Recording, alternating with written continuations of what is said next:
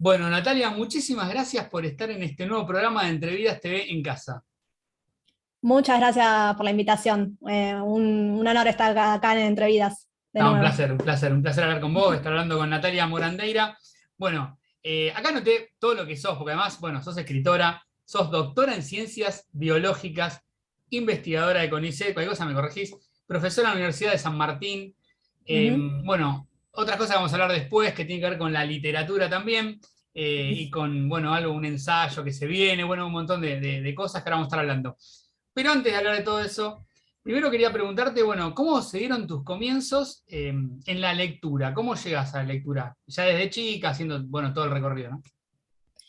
En la lectura, en realidad, primero lo que primero recuerdo son los cuentos infantiles que me regalaba mi tío semana tras semana, y yo los esperaba así con muchas ansias. Y después un primer libro que me marcó como lectora ya, o sea, cuando leyendo yo, es La puerta para salir del mundo de Ana María Yuga. Para mí ese libro fue increíble, lo releo, lo sigo, lo sigo Gran disfrutando. escritora, gran escritora. Yo la entrevisté Sí. una vez en la casa hace muchos años, gran escritora. Hace poco la fui a escuchar un ciclo de lecturas de Alejandría y además le llevé el libro, ese libro que guardo y me lo firmó. Así que ese libro fue para mí muy importante. Y después de chica me gustaba mucho todo lo que es, todos los libros de Julio Verne, de aventuras, de esa onda. Después ya en la adolescencia empecé, en mi casa había libros, pero había libros de suspenso, Agatha Christie, Cindy Sheldon, y cuando ya en mi adolescencia empecé a buscar como mi propio rumbo como lectora, y lo que me marcó también en ese momento fue Cortázar, después Roberto Art, pero Cortázar, Pizarnik, creo que como muchos lectores y lectoras argentinos. ¿Y cómo, Eh, cómo fue que después empezaste a, bueno, a escribir? ¿Qué es lo que escribías? ¿Por dónde arrancaste? ¿Por qué género?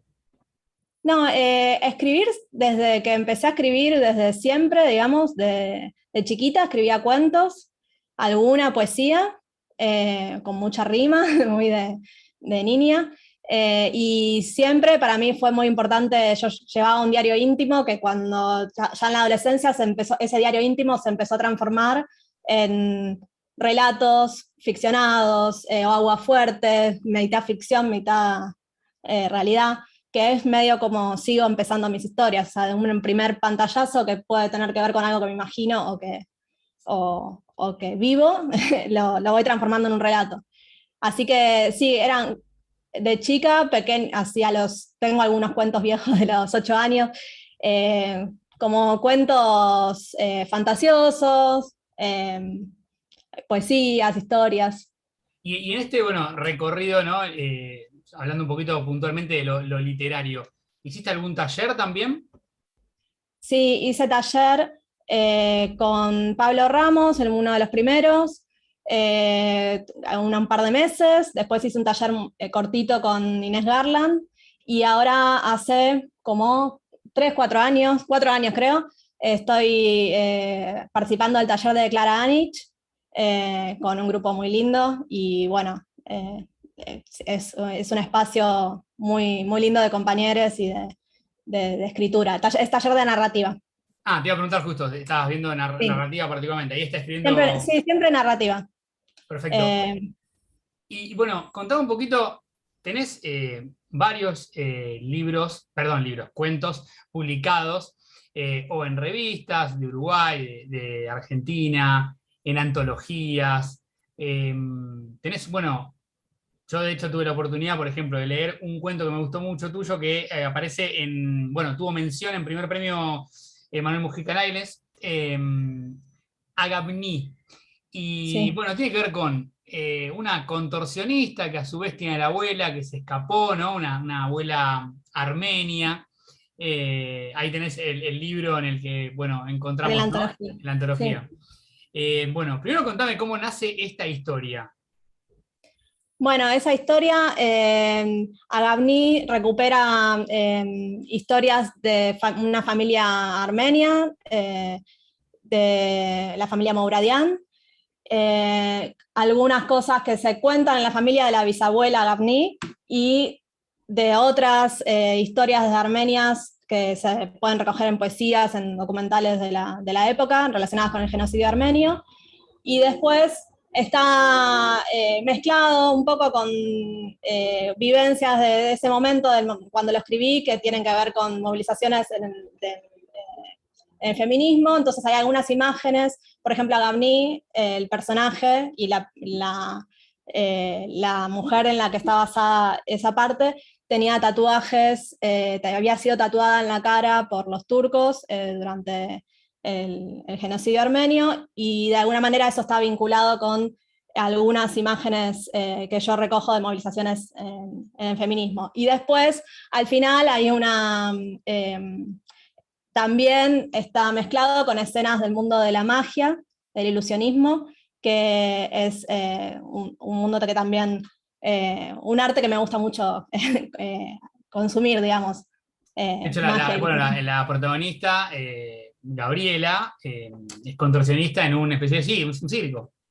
Sí, sí, sí, como un espectáculo de varieté, digamos, que mezcla distintas...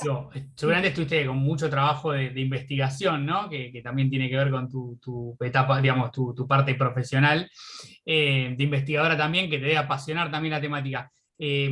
¿La historia la escribiste en función a una imagen disparadora? ¿Te interesaba mezclar esto, ¿no? Del genocidio armenio con el mundo del circo también? La imagen disparadora fue en una marcha por el derecho a la interrupción voluntaria del embarazo. Vi una chica que tenía como manchas de glitter verde pintadas, y eso me acordé de la historia de Gavni, fue como una asociación muy fuerte, y de ahí surgió la historia. Después empecé a imaginar esa nieta que escucha las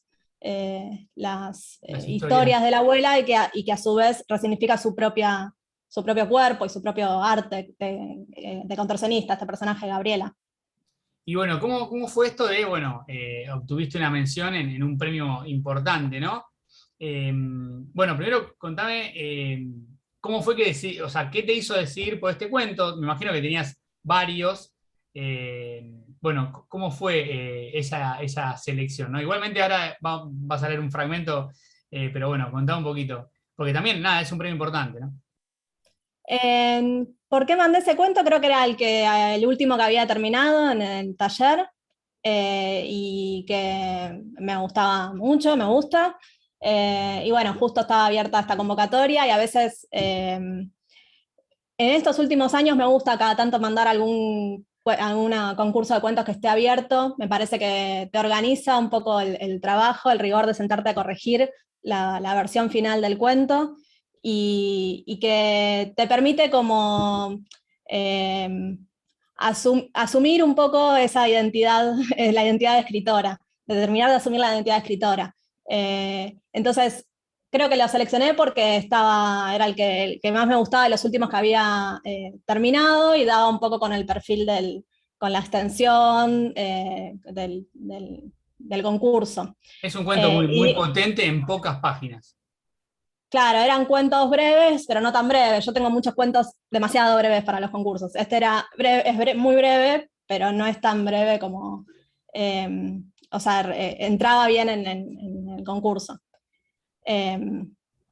Y después lo que te decía de la identidad de escritora, para mí algo que es importante del taller literario en el que participo, y también de esto de participar bueno, de entrevistas como estas, como vos sos muy generoso también de invitarme, y ciclos de lecturas, distintos encuentros, tiene que ver con poder ponerse en ese rol también un poco. Y que a mí, como yo de bióloga, y de formación y de profesión soy bióloga, es lo que trabajo como investigadora 8 horas por día.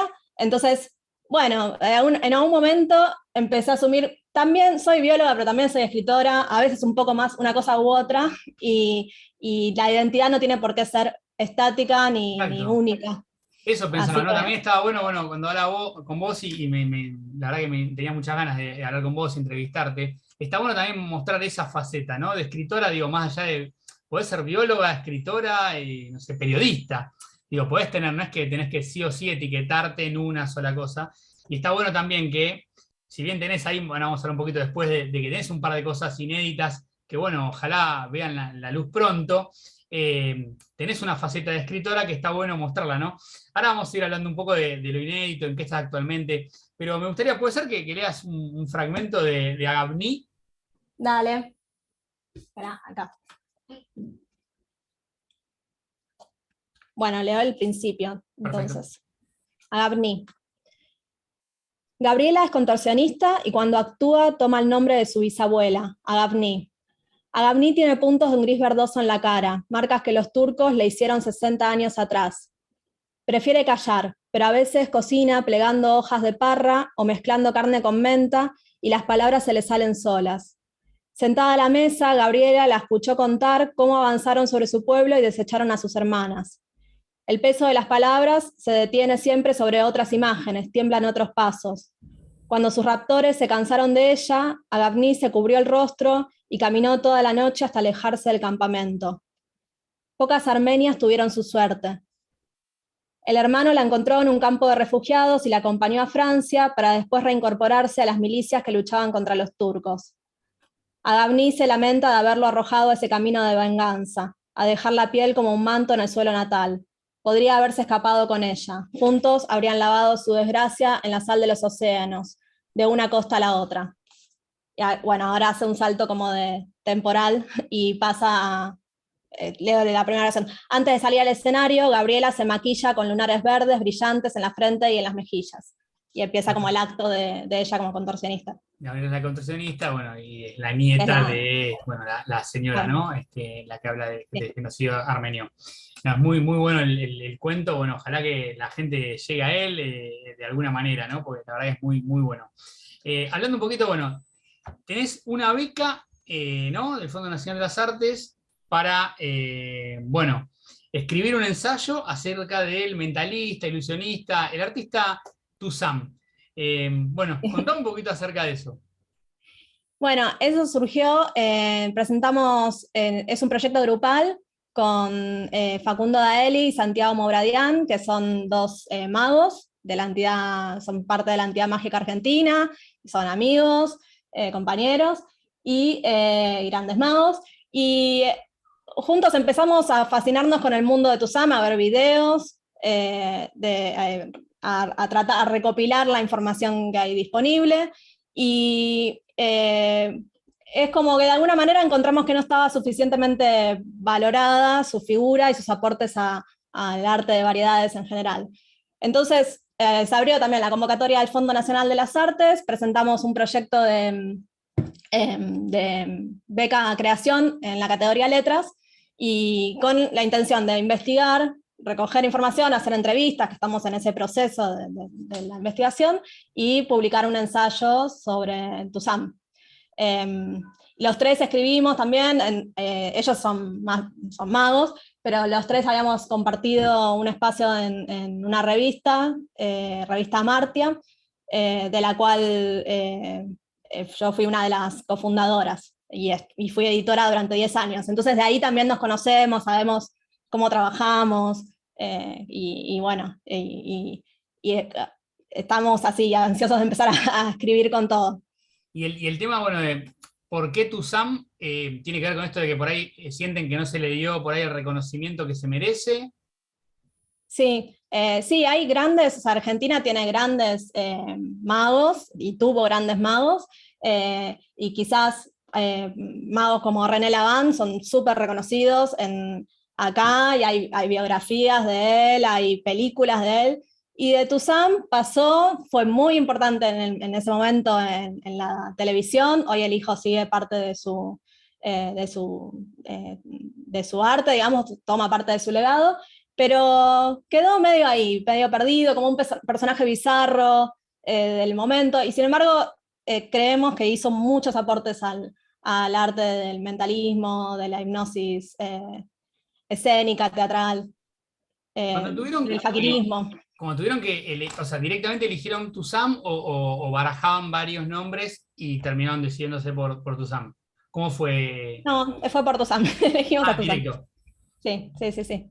Bueno, ¿y cómo es el Teníamos bien, proceso? ¿Están investigando? ¿Cuándo empiezan a escribir? Bueno, es una escritura a 6 manos, por decirlo de una manera. Eh, sí, ¿Cómo van a organizar ese tipo de escritura, ¿no? Entre 3 personas, digo. tenemos mucha confianza, que eso siempre es necesario en un proyecto así grupal. Y ahora estamos en la etapa de entrevistar, de recopilar información, a construir una base de datos. Empezamos a escribir, pero así bocetos medio desordenados, y después armamos un índice en donde ya nos repartimos capítulos y partes que va a tratar más cada uno. Por supuesto que todo lo que tiene que ver más con eh, las relaciones de Tusam con el ilusionismo, quizás ellos van a ser los más fuertes en eso, y bueno, entre todos le daremos sentido a la obra. Claro, como Pero, una unidad. Y claro, bueno, también va a haber, me imagino, entrevistas, ¿no? A mucha gente sí, que lo haya sí, conocido. Es un sí, trabajo estamos en eso. arduo. Sí, estamos en eso. Entrevistando desde músicos, público, gente que actúa en compartió teatros, camarines. No, muy interesante. Muy bueno, ojalá que Interesante. pronto, ¿no? Igual es un trabajo que va a llevar unos meses, pero bueno, ojalá que pronto salga. Bueno, tenés por ahí una novela inédita que estás en esta etapa de buscar editorial o presentar a concursos. Contá un poquito, si podés adelantar, lo que puedas adelantar, nombre, de qué va, y bueno, y después si podés leer un fragmento, estaría bueno, excelente. Nunca se sabe quién ve la entrevista, así que bueno, editores atentos. Bueno, es una novela breve o novel, tiene alrededor de 100 páginas y se llama Lo que resta de Lauro, y lo que cuenta es la historia de, en realidad hay un personaje femenino, Eugenia, que se entera que murió al principio de la novela, que murió una persona, Lauro, con la que tuvo una relación, y empieza a rememorar parte de esa relación, que es una relación muy asimétrica, porque fue en su adolescencia y Laura era una persona mayor, y además tiene como... eh, le cuesta construir ese relato y le cuesta recuperar la historia. Entonces la novela trata un poco de eso, y las voces que se escuchan son el personaje de Eugenia en el presente, Eugenia adolescente, y algunos restos que quedaron de Lauro, de la voz de Lauro. Entonces, a lo largo de la novela se recupera esa historia y se va transformando también el propio personaje que está haciendo el ejercicio de reconstruirse, digamos. Muy bueno, muy interesante. Me gustaría, ¿puede ser que leas un fragmento? Bueno, Novela inédita. Estoy hablando con Natalia Morandeira, escritora, bueno, muchas cosas muy importantes, doctora en ciencias biológicas, investigadora. Cuando quieras, Nati. bueno, la novela tiene como pequeños capítulos breves, intercalados con las distintas voces. Te leo como el segundo capítulo. Sí. Lo fragmentario es una de las expresiones del azar. Lauro dijo que de Heráclito quedan 120 fragmentos, los pocos que fueron transcriptos y recopilados, de los que se hace el corpus de su filosofía. Lo que quedó no necesariamente es lo más relevante. No alcanza, y sobre las faltas que construimos a Heráclito. De esos fragmentos y de todo lo que alguna vez Eugenia y Lauro se dijeron y escribieron, hay destellos en la cabeza de ella, recortes de lo que buscaron para mostrarle al otro. Lo virtual se transmite de a bits, bocanadas de ceros y unos, cientos de miles de casilleros imaginarios. Decía Lauro que tenían que escribirse al menos una cantidad de kilobytes por día. Decía que Annie era su celestial perfecta sombra, a veces demasiado vaga, mezquina. No hay forma de saber si los fragmentos que quedan son reales o fueron sustituidos por otros, si el contenido del casillero fue reemplazado. Desfragmentador de disco, decía Lauro, e inventaba un monstruo obeso, semicalvo, de infinitos ojos como ampollas debajo de cada pliegue de piel, un monstruo fecal, inmundo, adorado por seres comunes.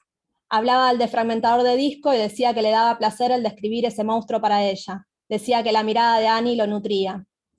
Se puede empezar, por ejemplo, con el texto de Heráclito que habla de que entramos y no entramos al mismo río, porque somos y no somos.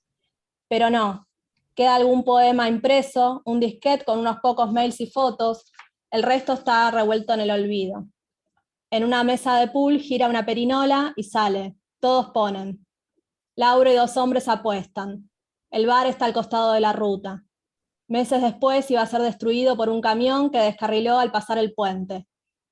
Lauro era médico y ese día estaba de guardia, le tocó atender a alguno de los heridos. Dijeron que el chofer había tomado de más. Pero ¿cuántos hombres borrachos se ponen al volante de camiones en el conurbano? ¿Cuántos de esos camiones entran de lleno en un bar, se incrustan contra la barra? A Lauro le fascinaba el azar, el de los accidentes, el de lo fragmentario, el azar de pasar de un canal a otro en un momento preciso y construir un nuevo programa de TV por cable, inentendible para el que lo viera de afuera. Distorsión, mutación, reencarnación. Dijo Lauro que de Heráclito tomaría otro texto como punto de partida. He visto el orden del cosmos y es como basura tirada al azar. Muy bueno, muy bueno. Bueno, lo que no dije es que este personaje Eugenia, Lauro le había cambiado el nombre y la llamaba Annie. Entonces ahí capaz que... Muy bueno, muy bueno. Y bueno, es una novela inédita, una novel de 100 páginas o cerca de ahí. Bueno, el recorrido ahora es buscar editorial, ¿no? Y enviar a concursos. Nati, para finalizar, ¿estás escribiendo algo más? Bueno, imagino que continúas ahí con taller, como decías antes. ¿Estás con otro proyecto más allá de todo lo que nombramos? No, cuentos. Siempre escribo cuentos y me gusta mucho esto de mezclar mundos. Quizás ahora con la investigación de Toussaint, por ejemplo, hay un cuento que escribí de donde hay un hipnotizador, y como soy bióloga, ese hipnotizador a su vez busca áreas inundadas, porque eso le potencian el poder mesmérico. Me gusta mucho esto de mezclar mundos. En las épocas en que voy mucho al campo, yo trabajo en el Delta del Paraná, en las épocas en que viajo mucho al campo, siempre algún cuento isleño surge, y bueno, tengo ahí algunos cuentos isleños. A mí me gustaría, ojalá lo pueda hacer este año, ordenar todo el material, todos los cuentos y armar un libro. Eso te iba a preguntar, ¿no? Que tenés mucho material, por ahí es cuestión de buscarle un hilo a los que veas que tengan como temas o no en común, como para tener otro libro de cuentos ahí, un libro de cuentos en realidad, terminado. Sí, es algo que tengo que hacer. Sí. Nati, un placer realmente. Muchísimas gracias por estar acá en Entrevidas. No, muchas gracias a vos por la entrevista. Nos vemos pronto. Un abrazo grande. Un abrazo. Nos Chau, vemos. chau. Chau.